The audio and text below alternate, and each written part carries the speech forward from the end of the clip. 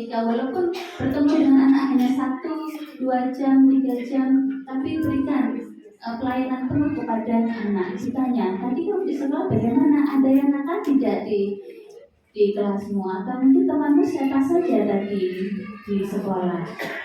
Seperti itu. Nanti anak kan bercerita, Bu tadi ini nakal, aku tadi dicubit gitu.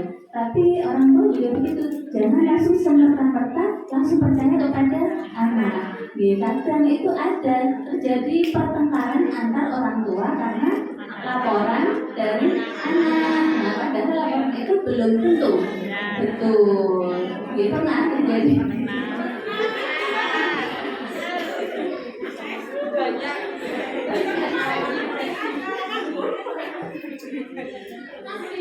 Iya. Si anak menyampaikan bahwa aku tadi dicubit sama si Abu gitu. Terus ibunya marah, mana ini? Anakku tadi nyubit anakku. Tanpa dikonfirmasi terlebih dahulu kepada gurunya. Ternyata tidak mencubit, hanya pengen memegang saja, mungkin rebutan mainan seperti itu. Jadi orang tua pun juga harus selektif dalam menerima informasi-informasi dari anak. Selain itu juga memberikan pengarahan, memberikan nasihat.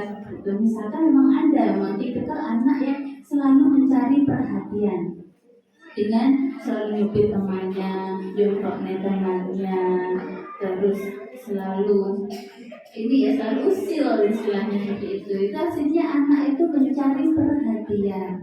Karena di rumah mungkin kurang perhatian atau sering ditinggal oleh kedua orang tuanya untuk bekerja seperti itu, sehingga di sekolah dia mencari perhatian baik kepada temannya, baik kepada guru-gurunya.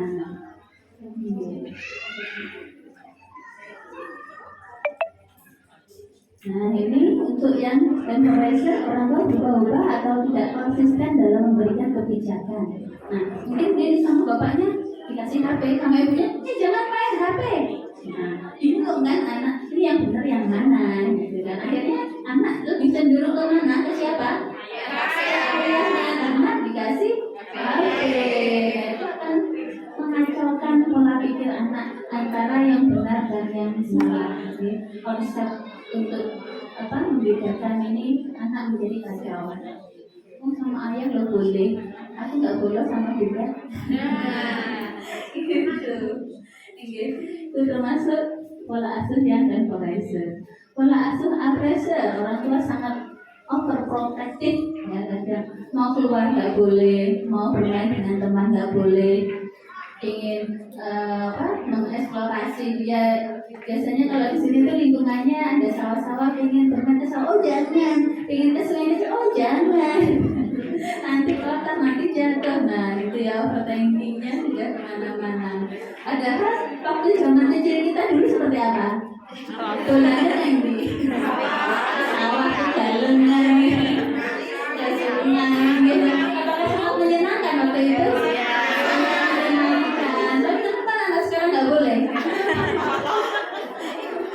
Takutnya berlebihan ya, takut kotor, nanti takut berbahaya dan sebagainya. Jadi itu sangat menyenangkan. Saya dulu juga bermainnya di kali di sungai, sampai dibunuh gitu. Kalau nggak dibawakan toko nggak pulang. Dan itu sangat menyenangkan. Besoknya diulang lagi nggak apa. Pola asuh permisif, orang tua cenderung memberikan kebebasan pada anak tanpa memberikan kontrol pada anak. Nah ini biasanya apa yang diberikan? HP. Sehingga menurut saya itu kebanyakan melihat HP, akhirnya fokus perhatiannya menjadi berkurang. Dia mengalami kekacauan pemusatan perhatian. Setelah saya perhatikan terus, anak ini ketika ditanya sudah tidak ada kontak mata. Dari kontak mata lebih dari 3 detik. Wah ini berarti nanti bisa masuk ke murid saya ini. Murid saya yang di sebutan khusus, yang di sekolah khusus. Ketika anak sudah tidak ada kontak mata lebih dari 3 detik, dipanggil tidak merespon, itu harus waspadai. Terus mengalami gangguan pemusatan perhatian. Apakah bisa dari HP saja kok bisa Bu seperti itu? Bisa. Jika HP tersebut terlalu lama diberikan anak-anak lebih fokus pada HP, dia sudah tidak merespon di lingkungan sekitarnya. Akhirnya ibunya itu mengeluh kepada saya, Bunda, ini anak saya kalau di rumah itu full HP karena orang tuanya ya maaf tidak bisa memberikan waktu kepada anak tersebut. Orang tuanya sibuk bekerja. Akhirnya yaitu ketika kakaknya itu belajar dengan HP karena waktu itu daring, si adiknya juga mau nggak mau harus minta HP, kalau nggak dia akan tantrum, dia nangis sudah nggak bisa dikendalikan. Akhirnya sampai sekarang ketika kita dekatin, dia tuh bahasanya mulai membeu. Membeu itu menirukan. Assalamualaikum, itu aja, tapi tidak kelihatan, tidak melihat kontak mata yang diajak berbicara. Namamu siapa? Namamu siapa? Gitu sambil melihat-lihat sekeliling seperti dia mencari sesuatu namun tidak mendapatkannya. Jadi nggak fokus. Dia gini udah berjalan gitu mencari sesuatu tapi tidak ketemu. Kalau ditanya tidak merespon. Ternyata setelah saya dekatin di rumah full HP. Sehingga waktu dititipkan di daycare itu orang tuanya sudah agak lega karena sudah lepas dari HP itu mulai dari pagi sampai sore karena dijemputnya sampai sore. Ketika di rumah dia sudah lelah, sudah tinggal istirahat saja. Sudah banyak berkurang untuk megang HP-nya. Jadi berikan anak-anak kegiatan yang menarik, kegiatan kalau anak itu kalau HP-nya diminta dia kan bingung, terus aku suruh ngapain, main di mana, terus aku mau bermain apa ini mah kan gitu. Sementara untuk yang zaman now ini sudah tidak ada lagi seperti zaman kita dulu. Kita kan kalau pulang sekolah langsung cepet-cepet ganti baju, coba-coba bermain ya, bermain getrik, sengkrengan. itu zaman saya dulu. Zamannya jadi kan apa masih seperti itu? Dan itu sangat menyenangkan. Nah, sekarang anak yang sekarang zaman now sudah jauh sekali bermainnya sekarang sudah terkena ini ya perkembangan zaman ya. Sekarang anak-anak lebih tertarik kepada HP. Jangankan anak-anak, kita sendiri saja setiap hari pasti yang dilihat HP. Gimana melarang anaknya? Kita sendiri aja sudah kecanduan HP. Jadi kita harus disiplin waktu juga. Ketika kita melarang anak-anak untuk tidak bermain HP, orang tua juga kalau sedang butuh HP jangan sampai terlihat oleh anak-anak. Nggak bisa Bu, ya tadi kan kita informasinya pakai HP. Ya, kita harus memberikan batasan-batasan kepada anak. Halo Mama, termasuk yang mana ini pola asuhnya yang dengan terapkan di rumah? Pola asuhnya atau saya juga yang ini Bu, otoriter. Atau juga demokrat. Atau juga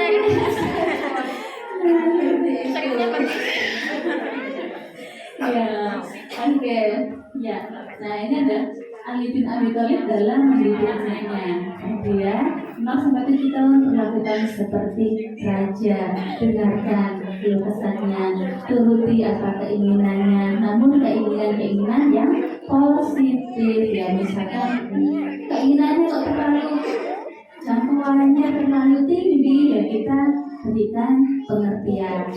Jangan lupa untuk selalu melibatkan Allah di dalam memberikan pengertian kepada anak-anak. Terus untuk usia 7-11 tahun lakukan sebagai tawanan. Wah, tawanan gimana? Ya, kita harus strength ya. Jika anak sudah masuk ke usia SD sampai SMP harus strength. Waktunya belajar harus belajar, waktunya sholat harus sholat, waktunya ngaji harus ngaji. Dan itu harus disepakati oleh semua anggota keluarga. Nanti yang satu strength, yang satu gembosi. gitu. Waktu nggak jadi nanti gitu. Ya harus semuanya terlibat, baik itu mbahnya, tapi yang ada di lingkungan rumahnya itu harus sepakat gitu ya. Kalau tidak sepakat yang satunya, sebenarnya yang satunya apa sebenarnya bocah yang menang, nanti akan menjadi kekacauan satu anak. Usia 14 sampai 21 tahun perlakukan sebagai sahabat, menjadi pendengar yang baik. Jadi anak itu kalau sudah puber dia itu butuh teman untuk curhat. Nah, jangan sampai orang lain yang mengetahui permasalahan anak. Usahakan orang tua yang mengetahui. Kadang anak itu takut mau menyampaikan sesuatu pada orang tuanya sendiri.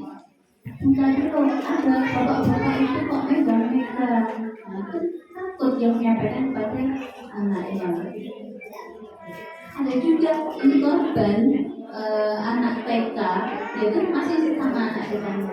Tapi si anak yang laki-laki ini karena melihat adegan itu, adegan dewasa di rumahnya, dia dipraktekkan kepada temannya. Anda tidak ada pemahaman di situ, anak-anak. Dia anggap itu adalah contoh, oh seperti itu. Bahkan sampai suaranya pun dipraktekkan persis seperti orang dewasa sedang melakukan hubungan. Nah, makanya hati-hati orang tua apabila sedang bersama bapak itu jangan sampai ada anaknya di dalam kamar. Ataupun bisa jadi dia melihatnya dari HP-nya orang tua. Di HP-nya ayah kok tahu, kamu kok tahu seperti ini, adegan seperti ini dari mana? Kamu kok seperti ini sama temanmu dari mana? Lalu di HP-nya ayah kok ada. Nah, seperti itu. Jadi itu hati-hati sekali ya memproteksi anak untuk bermain HP. HP-nya itu betul. Mungkin kalau mau memberikan HP kepada anak khusus saja, HP khusus untuk anak, namun jangan lupa diberi rentang waktu. Boleh bermain HP 30 menit ya, setelah itu harus makan. Nanti bermain lagi boleh, bermain HP lagi, tapi setelah kamu mandi, setelah kamu nanti belajar, setelah kamu ngaji. Bahagiakan anak atau pintarkan anak, kira-kira yang mana? Bahagiakan semuanya. Pintarkan anak dengan kebahagiaan. Kalau anak bahagia, pasti dia akan bisa menyerap informasi-informasi dengan baik, isinya juga baik, dia akan bisa tumbuh dengan optimal. Gimana membahagiakan anak tuh, orang tuanya di rumah bertengkar terus. Berarti orang tuanya harus bahagia dulu. Bagaimana di sini bahagia semua ya? Jangan sampai ada yang bertengkar dengan bapaknya ya. Semua masalah bisa diatasi, bukan masalah sama masalah. Harus bahagia dulu di orang tuanya. Kalau orang tuanya tidak bahagia, yang jadi pelampiasan adalah membentak anak karena bentak bapaknya.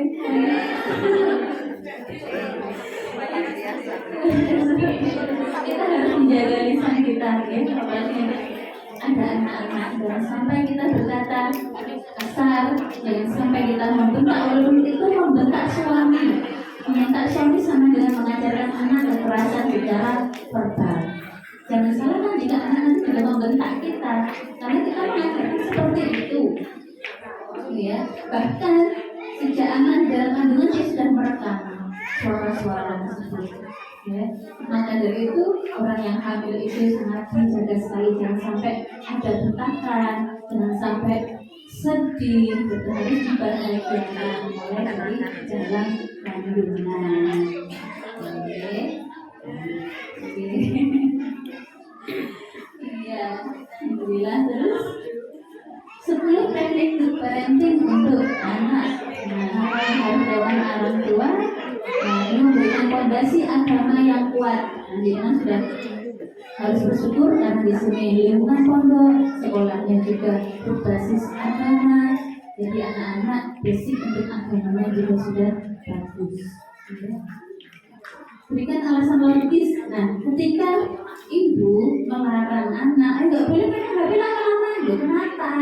Anak itu butuh alasan. Nah, biasanya orang tua itu hanya melarang saja tanpa memberikan alasan. Kenapa kamu nggak boleh main HP? Kenapa kamu nggak boleh main di rumah tetangga? Padahal yang bersih itu antara orang tua dan orang tua.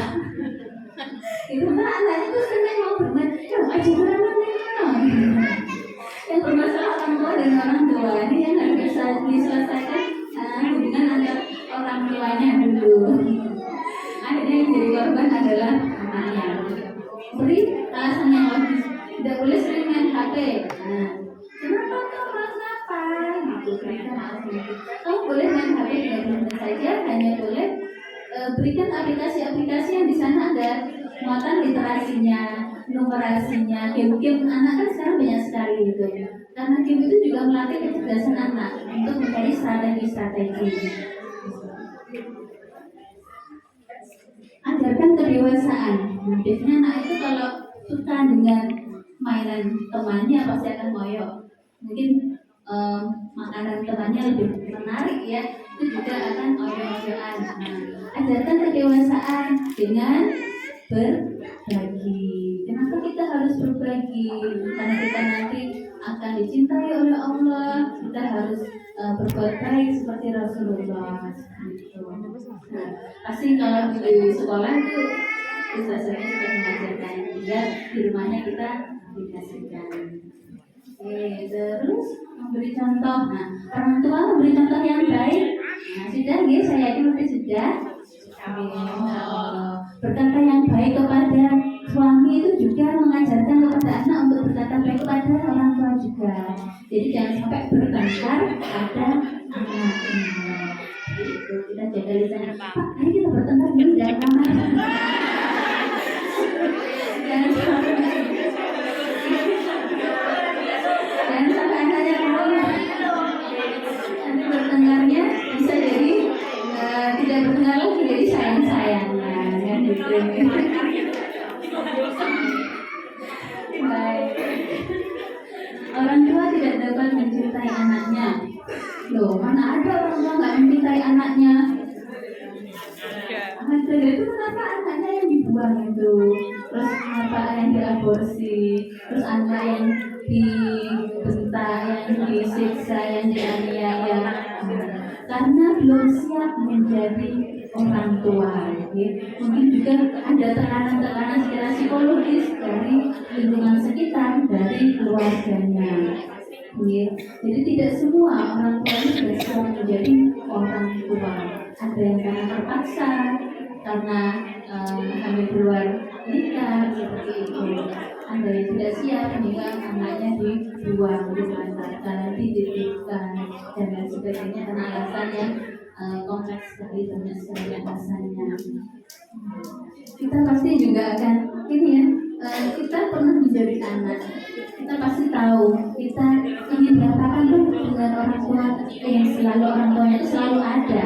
Siapa dulu yang pernah ketika mau ditinggal kerja oleh orang tuanya digandoli? Oh jangan pergi, aku ikut derek, jangan pergi bapak, gitu ada. Orang tuanya mau pergi digandoli, ya, karena kebutuhan kasih sayang anaknya belum tercukupi. Jadi anaknya masih gandoli ketika orang tuanya mau pergi. Nah, tapi kalau sudah tercukupi, selalu didampingi ketika anak bermain, didampingi saat anak itu bermain HP itu nggak apa-apa didampingi. Jadi kita bisa mengontrol apa yang dia lihat dan berapa jam dia menggunakan HP. Pasti anak diberi pengertian, ibu mau bekerja dulu, bapak mau bekerja dulu ya.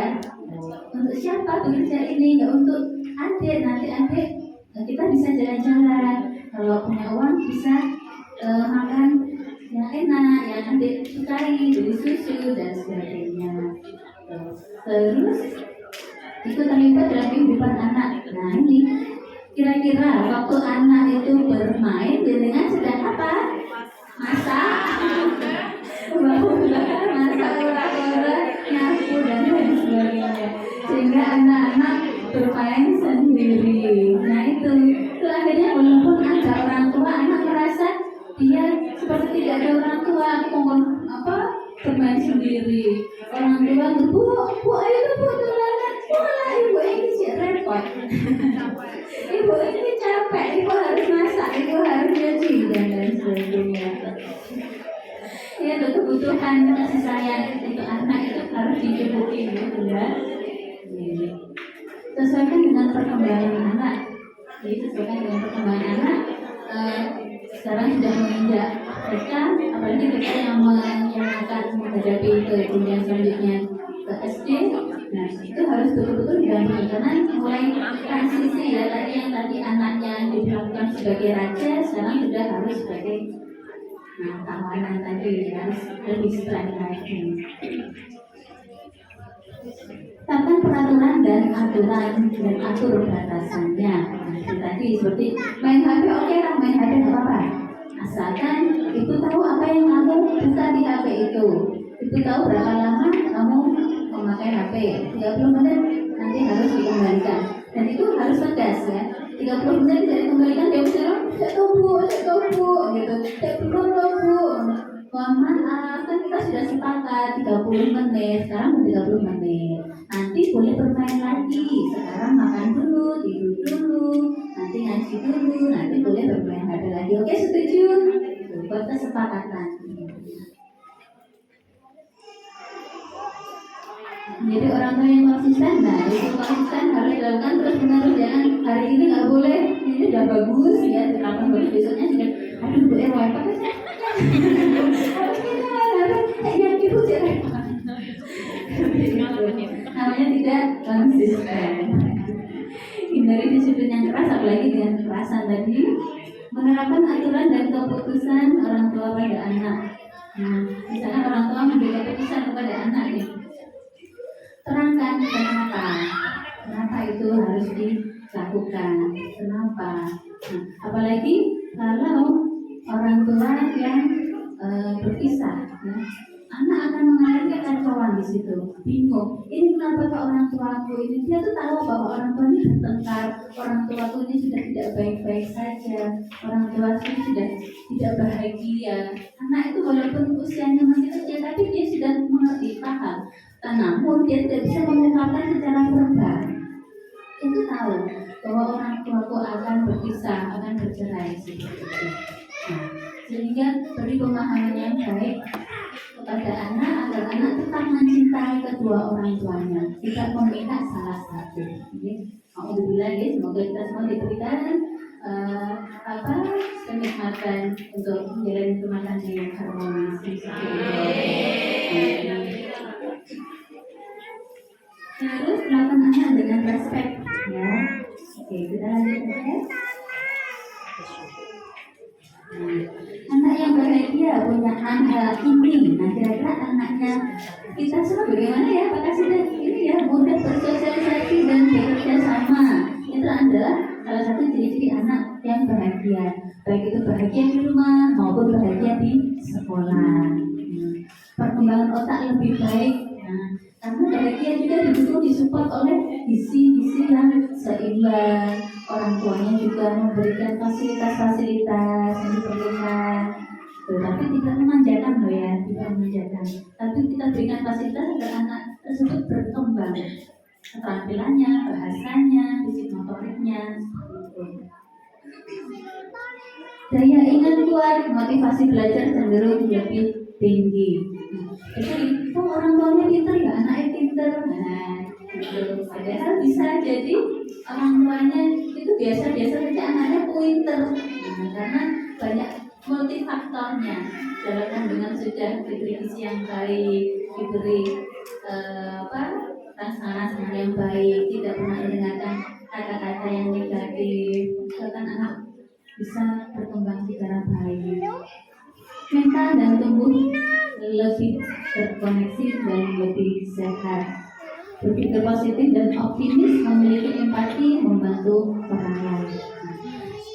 Saya waktu visitasi, karena asesor itu harus menilai lembaga-lembaga di Jawa Timur ya. Jadi saya pasti melihat di satu lembaga, di lembaga lain itu anak yang memiliki empati, membantu orang lain ini tidak semua anak memilikinya. ketika beres, itu hanya beberapa anak saja yang tumbuh empatinya, ikut membereskan, tidak semuanya. Di situ itu harus dilatih. Walaupun gurunya setiap hari masih ayo anak-anak beres gitu ya. Nah itu faktornya tidak hanya dari lingkungan di sekolah saja, di rumah juga seperti apa? Di rumah juga tidak di rumah tidak dilatih untuk berempati, membantu orang tuanya, maka di sekolah pun juga tidak akan peduli. Temannya udah belajar jadi asik bermain, dia asik belajar bicara, asik makan bersama. Padahal ustazahnya sudah setiap hari ayo beres-beres, kita bereskan dulu. Jangan lupa ketika anak itu mau membantu orang tua di rumah, walaupun itu hal kecil saja, menaruh letakkan sepatu sandalnya di rak, ayo sandalnya di mana ini tempatnya.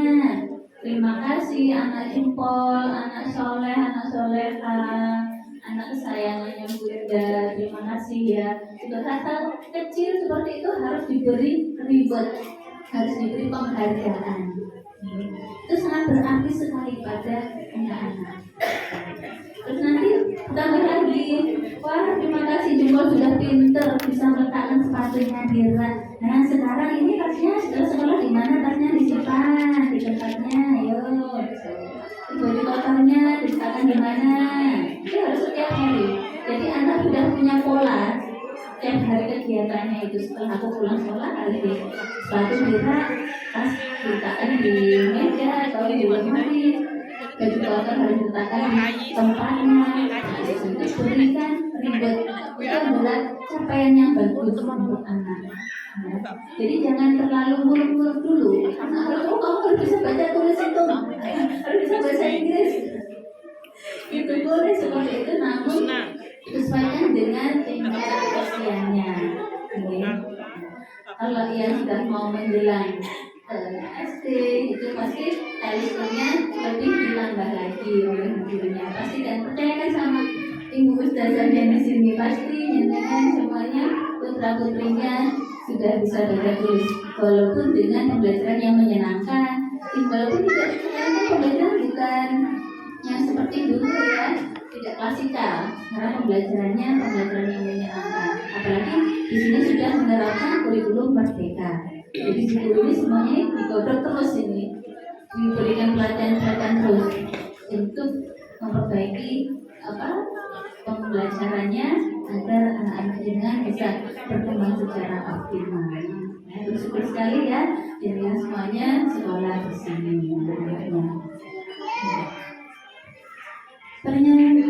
Ternyata ekspresi tertawa bukan sebagai tanda utama kebahagiaan anak.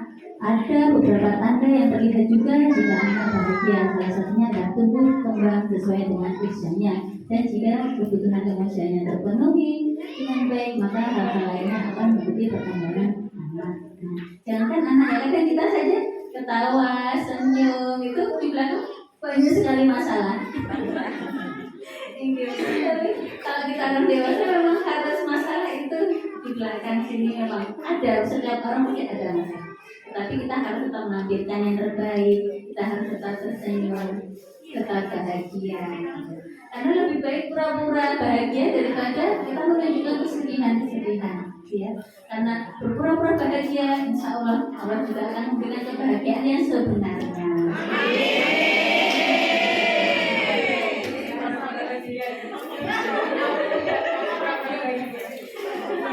Iya, baik biar nggak ngantuk ya, kita tepuk semangat lagi. Tepuk semangat.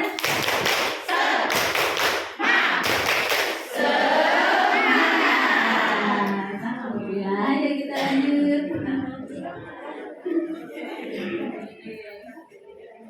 Hal-hal yang dilakukan orang tua, menjadi orang tua yang bijaksana. Kadang kita sendiri belum bisa bijaksana dengan diri kita sendiri. Kadang ego kita itu kita tentukan. Nah, menjadi orang tua itu tidak mudah. Harus mengendalikan diri kita sendiri dulu sebagai orang tua, baru kita bisa mendidik anak dengan baik. Karena anak itu mencontoh melihat karakter orang tuanya seperti apa, perilaku orang tuanya seperti apa. Anak belajar dengan melihat, mendengar, dan merasa. Belajar dari kesalahan orang tua. Jadi seorang tua yang mengajarkan dia kekerasan, dia juga akan menjadi anak yang keras. Jika orang tua mengajarkan dia dengan lembut, dengan kasih sayang, maka dia akan menjadi anak yang penyayang. Lanjut, orang tua tidak bisa terlalu mencintai anaknya. Orang tua tidak boleh terlalu memanjakan anak. Dan orang tua itu mau meninggalkan anak di sekolah walaupun anak itu tertarik ya. Punya anak kok harus pakai pakaian sehingga orang tua khawatir dan khawatir. Nah, percayakan anak kepada gurunya di sekolah. Titipkan kepada orang aku niat menyekolahkan anak ini, aku titipkan kepada guru isasanya, jadikan dia anak yang baik sasedaya pun. Asalkan kemudian pendidikan di sekolahnya, waktu di sekolah. Ekspresikan kasih sayang secara fisik dan emosi. Nah, pelukan kecil, pelukan hangat itu sangat dibutuhkan oleh anak. Terima kasih. Sambut anak ketika waktu pulang sekolah, sambut dengan pelukan. Alhamdulillah, dia tadi belajar apa, senang hari ini. Tanya, agar anak mau menceritakan pengalaman dia sehari di sekolah tadi. Pelukan-pelukan kecil itu bisa menambah anak menjadi nyaman, ada perasaan kasih sayangnya terpupuk dengan baik, sehingga anak itu juga akan menjadi lebih nurut dengan orang tua. Memuji prestasi anak secara wajar. Nah, ini kalau terlalu membanggakan anak juga tidak baik, karena anak akan menjadi sombong. Nah, sewajarnya, alhamdulillah hari ini hebat, alhamdulillah dia pintar hari ini. Tapi pekerjaannya selesai tuntas, karyanya diselesaikan dengan baik, nurut dengan ustazah. Terima kasih ya, terima kasih. Jadi kita harus sering-sering mengucapkan terima kasih, minta maaf kepada anak jika memang itu salah. Mohon maaf ya nak, agak terlambat tadi juga jemputnya, tadi masih ada kegiatan. Mohon maaf ya, kamu nggak apa-apa kan di sekolah tadi, bagaimana, dengan siapa tadi bermainnya. Ini ya, ciptakan komunikasi yang intens. Anak itu senang didengarkan, dia akan senang bercerita. Merespon kebutuhan emosi anak menjadi tempat perlindungan yang nyaman. Nah, jangan sampai anak ini ketika dia mendapatkan perilaku yang tidak baik oleh temannya, dia itu tidak berani bercerita kepada orang tuanya. Aku mau dipukul tapi diam aja. Ketika orang tua memperhatikan, kenapa anak ini dia kok jadi pendiam, kenapa kok besoknya nggak mau sekolah? Karena anak takut mengungkapkan pengalamannya di sekolah. Itu harus ada pendekatan lebih intens pada anak sehingga mempunyai keberanian untuk mengungkapkannya. Nah, biasanya yang menjadi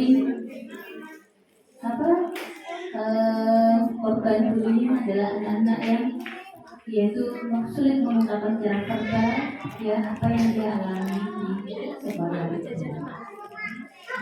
Kalau di sini kan lingkungan ramah anak ini ya, jadi sekolahnya itu di sini banyak sekali pengawasan, bahkan juga ada kakak-kakak yang di atas tingkatnya.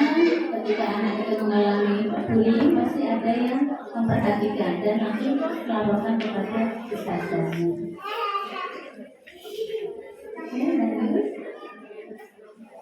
Itu terlibat dalam kehidupan anak, quality time. Nah, pas bulan begini, kira-kira anak-anak diajak kemana nih?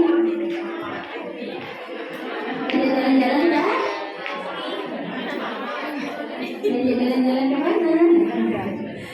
Quality time tidak harus jalan-jalan, tidak harus pergi jauh ya. Nah, di rumah pun juga bisa quality time. Nah, ayo kita bikin ini, ayo bikin kue yuk bersama di rumah, yuk kita bikin donat yuk, kamu nanti yang ini guter-guterin Nah, itu juga membuat senang anak-anak.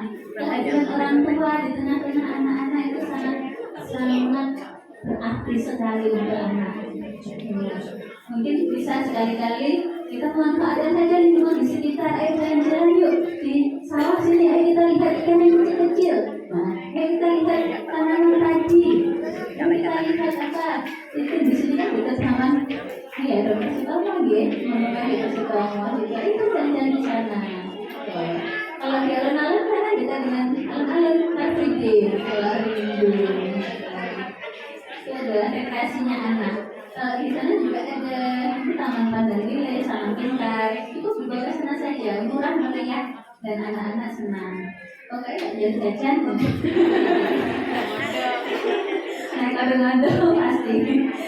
Nah, jajan-jajan itu kan banyak pengawetnya, banyak perasanya. Jadi kita kurangi ya anak-anak untuk jajan-jajan yang tidak sehat itu. Berusaha tertarik pada kepentingan anak.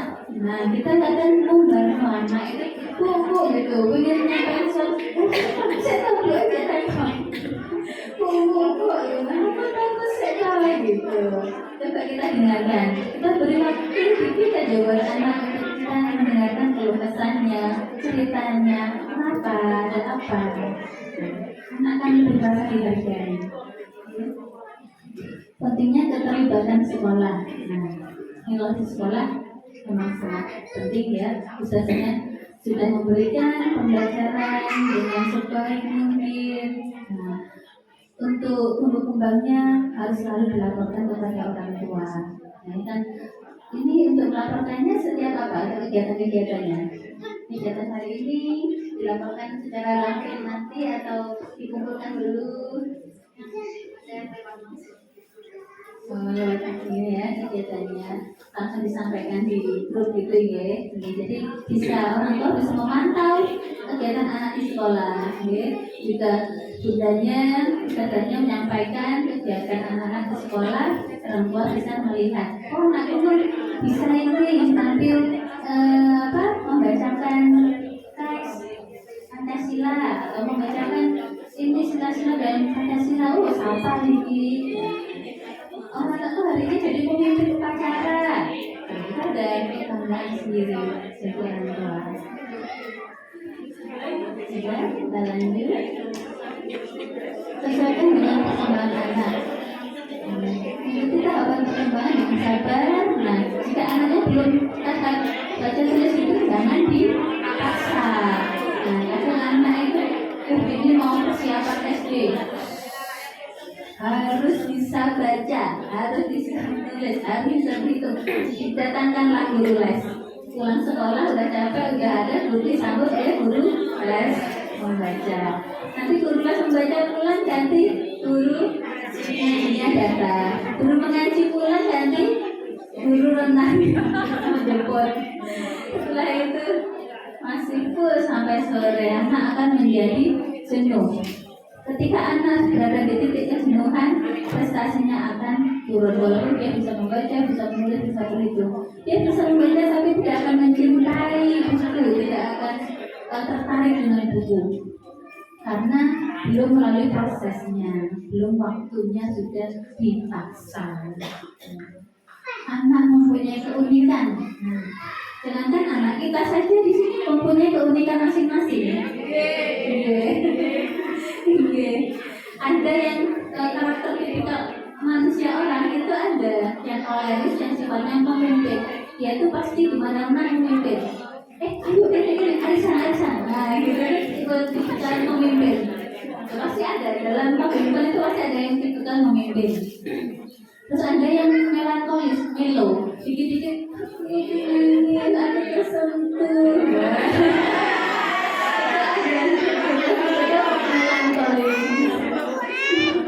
Aku mudah terharu, aku mudah tersentuh. Kalau dia sudah tersinggung gitu, lama gitu sembuhnya.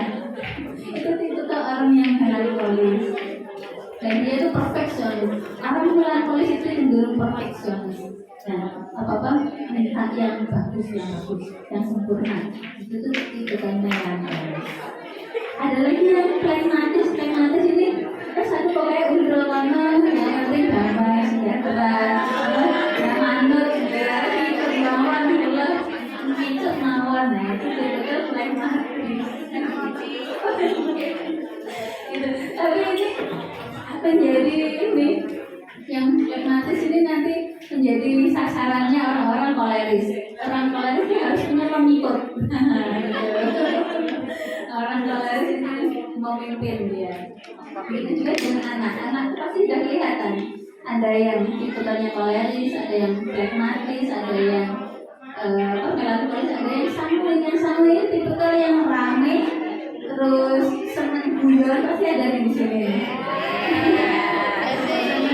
Kalau ada dia pasti rame.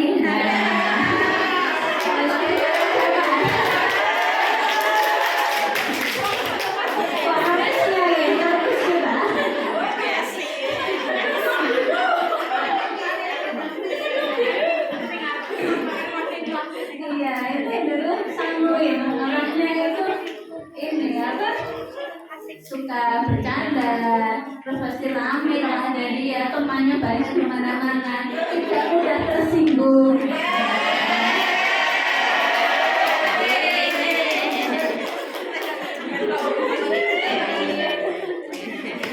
Iya, seperti itu. Itu tipikal karakter yang kita. Begitu juga dengan anak-anak. Sudah terlihat anak-anak itu. Ada yang tipe mau memimpin, ada yang nurut, ada yang dikit-dikit nangis, baperan gitu, ada yang selalu ceria, guyonin gitu. Kita harus paham gitu. Jadi kita tahu anak itu ini tipikal koleris. Dia itu sulit diarahkan. Dia maunya malah mengarahkan. Kalau bisa ibunya ini sing manut karo anake. Nah itu ada tipikal anaknya seperti itu. Dia tuh mengancam anak itu. Mau aku bapak ya dari ibu mau nggak baju ini. Padahal anaknya nih mau kemantenan, maksudnya mau pakai kaosan. Nah si anak itu kalau koleris ini dia nggak mau. Kalau udah nyaman pakai kaos, aku pengen pakai ini. Nah sementara kan ibu masih nggak boleh. Ibu mau acara mantenan nggak deh? Baju aku nggak mau. Aku lapar. Gawe ini gawe kan misalnya pakai itu buat ayam. Terus pakai itu saat gawe kan. Itu kalau anak yang koleris.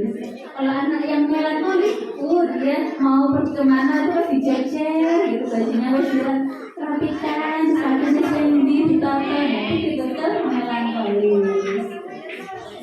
Kalau yang sama ini sebenarnya dari hijau atau nih yang masalah, itu yang sama enjoy ya.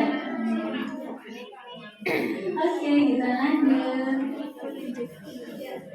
Tetapkan peraturan dan aturan batasan, bersikap tegas dan adil, tentunya monitoring menangani konflik dengan aturan batas wilayah sesuai kedewasaan anak.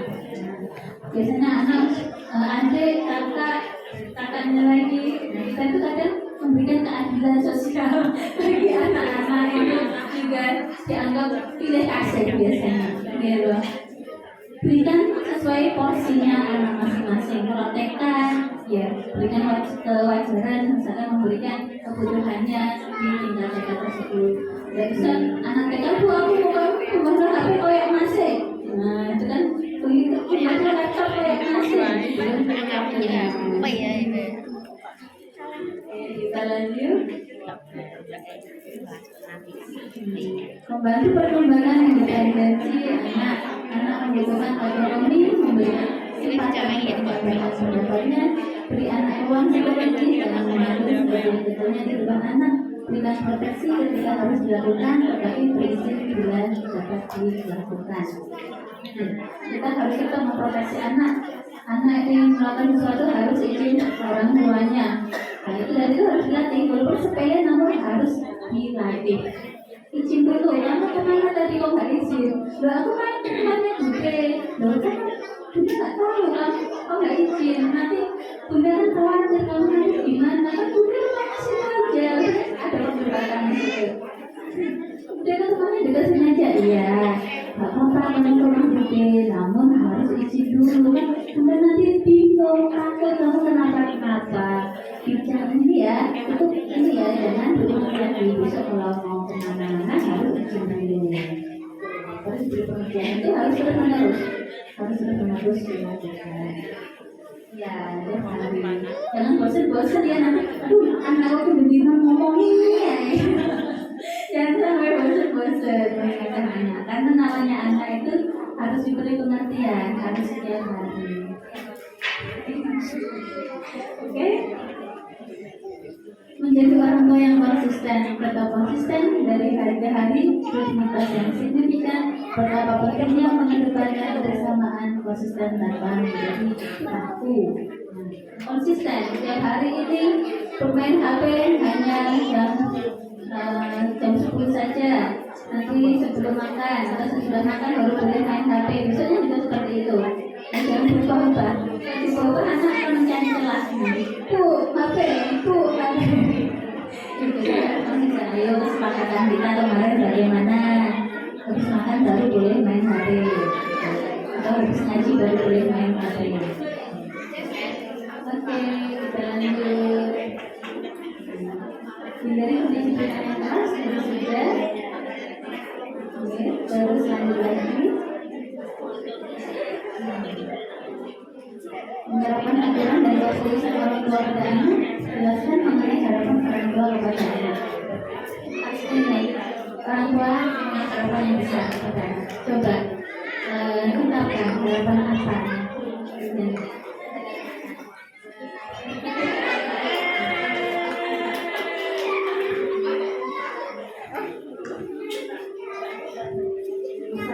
Ingin anak saya jadi orang soleh-solehah, berbakti kepada kedua orang tua, beruntung baik di dunia dan akhirat, menjadi anak yang pintar tentunya.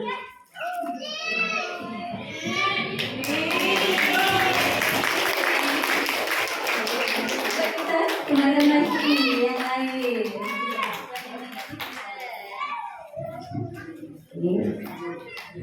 Ingin punya anak yang soleh, bisa berbakti kepada kedua orang tua, agama dan juga negara, bisa beruntung di dunia dan di akhirat.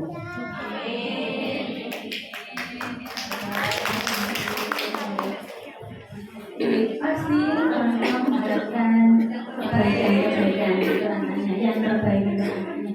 Maka dari itu jangan putus untuk selalu mendoakan anaknya. Ya. Berikan doa itu pada anaknya. Air minumnya anaknya itu didongani, dan dongani itu mandi banget ya. Orang tua lagi ibunya itu.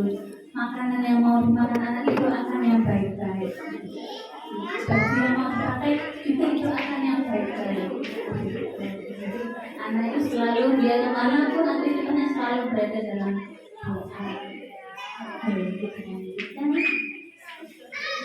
Lakukan anak dengan respect, dengan rasa mengagumi dan menghormati anak. Anak itu juga butuh dihormati dan mereka saja. Anak itu butuh dihargai, dipedulikan, dicintai, diperhatikan. Berikan itu semua kepada anak. Oke, kita lanjut. Jangan lewatkan usia anak-anak, berikan hal positif untuk mengoptimalkan tumbuh kembangnya dan buat anak bahagia. Apakah dengan semuanya sudah memberikan itu perhatian kepada anak?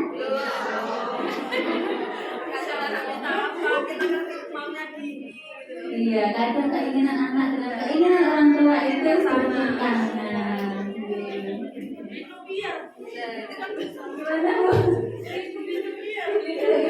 Soalnya jangan anak minta apa soalnya.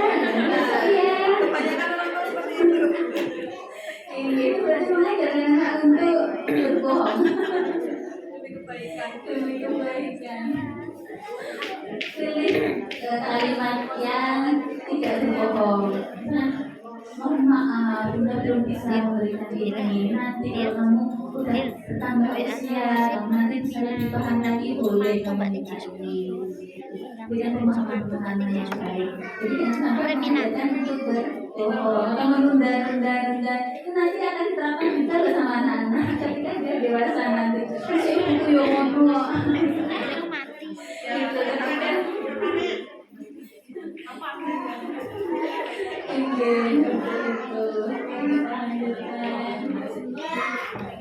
yang bahagia sejak kecil memiliki peluang lebih besar untuk menjadi individu yang memiliki emosi positif dan lebih sukses di bidang akademis.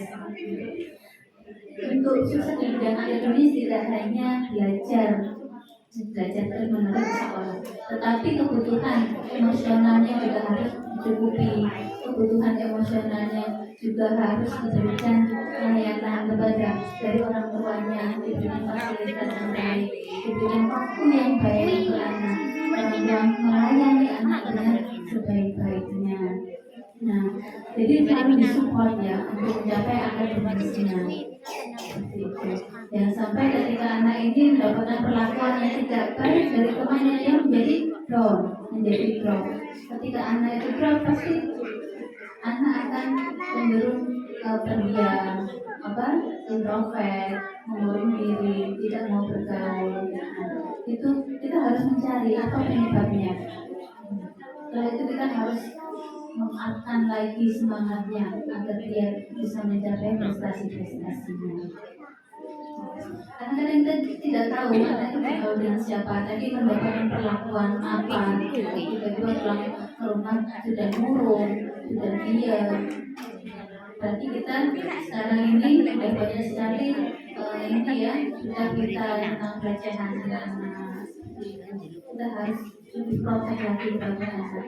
Ya, jangan mudah percaya dengan orang yang belum kita kenal. Jangan sampai menitipkan anak kepada orang yang kita tidak kenal karakternya.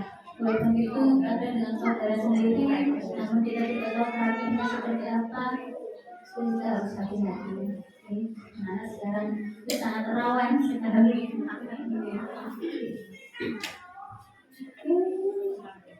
Alhamdulillah, terima kasih.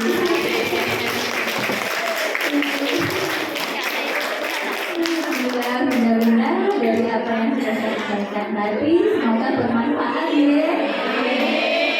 Bosankan apa bosan ya?